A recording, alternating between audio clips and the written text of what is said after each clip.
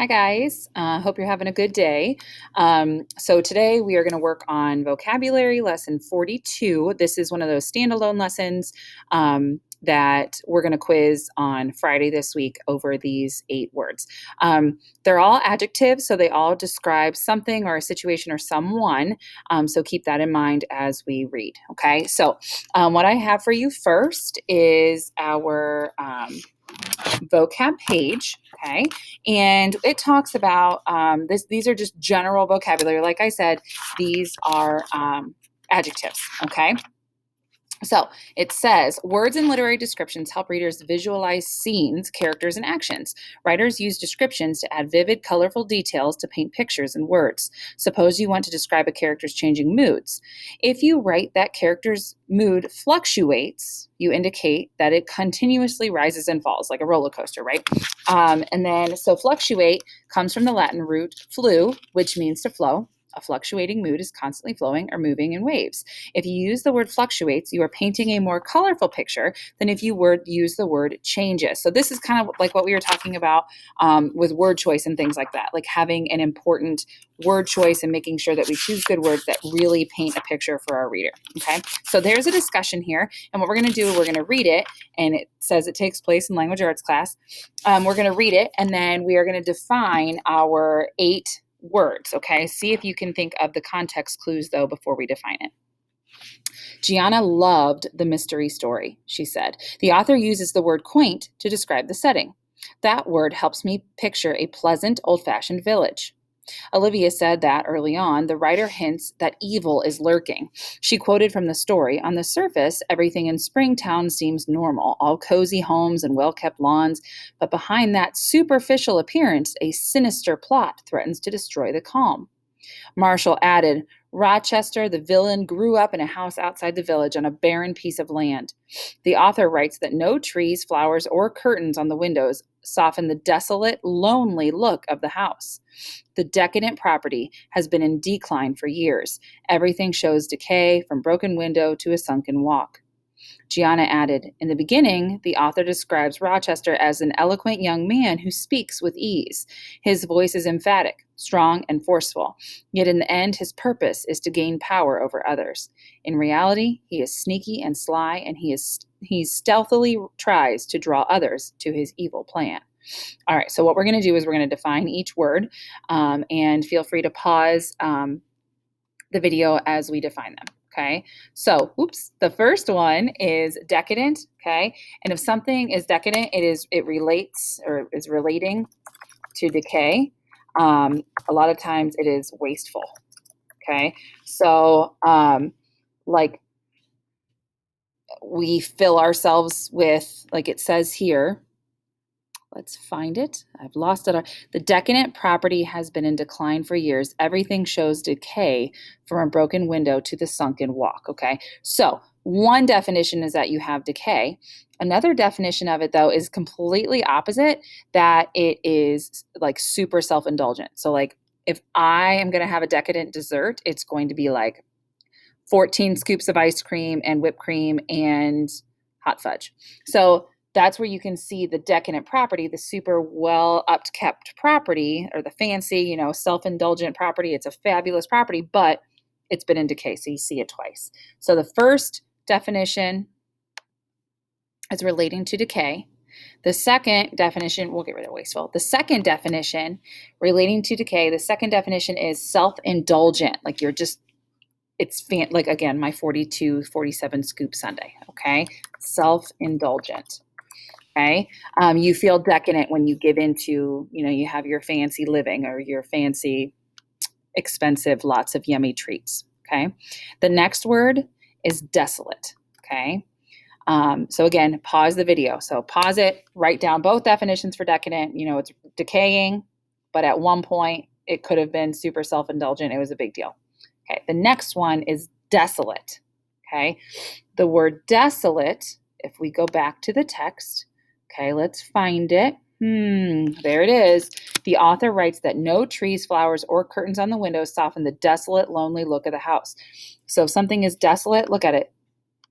Lonely, right? So if something is desolate, it is abandoned, okay? Deserted, lonely, abandoned, right? The other definition that you could have, which is kind of similar, it is just overcome with grief. Let me do double line. Overcome with grief and sadness. Okay, and again, pause the video. I'll do the same thing up here. Sorry, guys.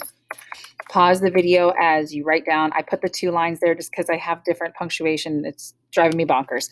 So double line there means that that's the second definition. Okay. All right, the next word is eloquent. If we go back, it talks about Gianna. The author describes Rochester as an eloquent young man who speaks with ease.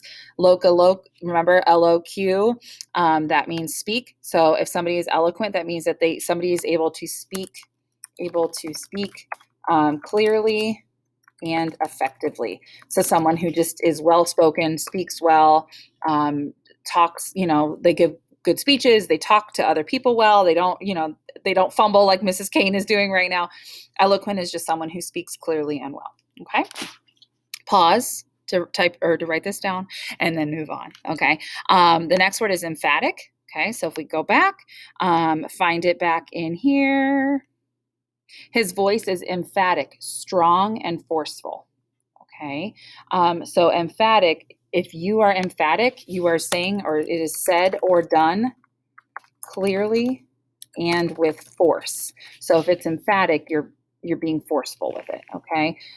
So a lot of times, like if somebody is emphatic, especially like put your mask over your nose, that kind of thing, that they're forceful about it. They are clear. They know what you're being told and what you need to listen to, right? Okay. The next one is quaint. Okay. If we go back to the text and look for it, it talks about the quaint to describe the setting. So if something is quaint, it is strange, a little quirky, okay, but it's in a good way. So strange or unusual in a pleasing, sometimes old-fashioned, just cute, fashioned, or amusing way. So for example, like you can talk about a quaint little cottage that we stayed at on vacation. It was old-fashioned, but it was just cute. Everything was perfect, right? All right, pause it. The next word is sinister. If someone is sinister, that means that they are threatening harm or evil. Sometimes being sinister can be a warning that bad things are coming too. So warning of trouble to come. Okay. Mrs. Kane, pause it, right? I'm moving on to the next word. Mrs. Kane is not very stealthy. It says in here that if someone is stealthy, in reality, he is sneaky and sly. I am not sly. He is sneaky and sly, and he stealthily tries to draw others into his evil plan, right? So if someone is stealthy, they act sly or secretive. They're pretty quiet to try to like hide their master plan, right? I'll just leave it like that. And then the last word is superficial. And it's down, oh my goodness. Okay. And it says all homes and well-kept lawns, but behind that superficial appearance. So if something or someone is superficial, it's just on the surface. It is like just what you see, but there's no depth behind it. We're kind of working on that with our books. We want to make sure that our responses aren't just like on the surface. We want to make sure that they are in depth, because that surface level stuff, that's the superficial stuff. So superficial just means on the surface, not, other thing could be not real or genuine. So like if you're calling somebody fake, like you're acting fake right now, you're saying you're being superficial right now. You're not being yourself. You're not being genuine. Okay. So once you have all these definitions in your notebook, what you're going to do is you're going to go to Schoology, and you have our chart. The only thing I wanted to make sure, so this is the same chart we use for our 8 words, the ones that, they stand alone with the quiz separate. But so you have your definition, so define it. You have your picture that you're finding on Google.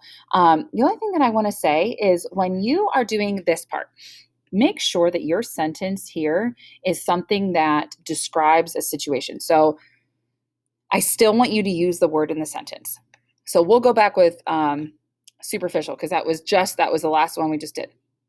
So if you say like, she was acting superficial to the person she ran into at the grocery store, comma, because I could tell she was being fake. That gives context. That tells me that I know what superficial means, but then superficial still in the sentence, right? So what I need to do is kind of my sentence, I want your sentence to be a situation or a person because these are all adjectives. So you want to make sure that you are really kind of painting a picture with these words that gives a good, like shows me that you know what you're talking about. Desolate. Okay. I walked onto the desolate beach after the rainstorm, right? The beach was all alone. It was stormy. It was cold. It was lonely, right? So make sure that you have you can even say, like, she was very eloquent when she gave her speech to the 8th grade class before the end of the year. That kind of tells me that you know what the word means, but you still have to use it in a sentence, okay? All right, so make sure that these words are in your notebook. We will be doing Quizlet, I'm sure. We will be doing Book It, I'm sure, to review for your quiz on Friday, but make sure that you have these to help you get in a good spot. All right, thanks. Have a good day.